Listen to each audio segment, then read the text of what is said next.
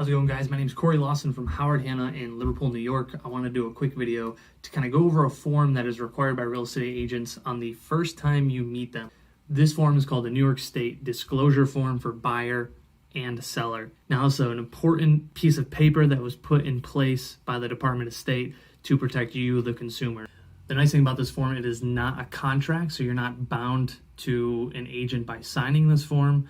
It is simply put in place to protect you, the consumer. Most times it's pretty obvious who the agent's working for, but there are a couple situations where it might not be so obvious. So if you were to contact a listing agent today on a house that you saw maybe on Zillow or on Realtor.com, you would be filling out this form as the agent is representing the seller and the seller's best interest. So anything that you tell them, they are required to share that information with the seller. So it's good to make sure you have a buyer's agent representing you.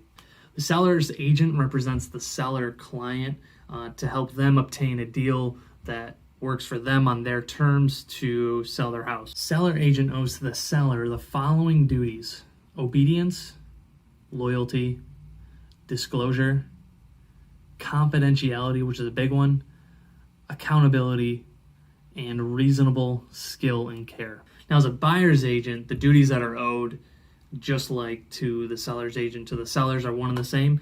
Us real estate agents, we remember it with an acronym called OLD CAR. Obedience, loyalty, disclosure, confidentiality, accountability, reasonable skill and care.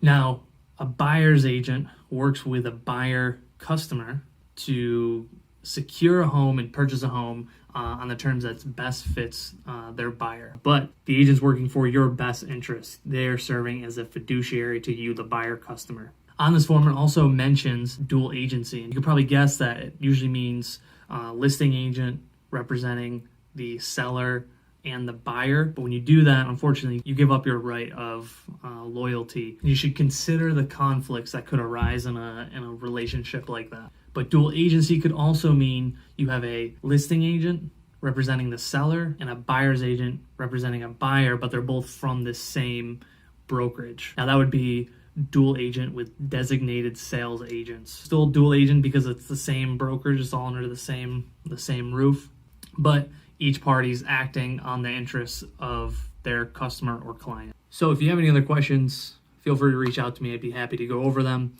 What I'll do is I'll put a link to the form somewhere below in the comments in the description so you guys can check it out for yourself.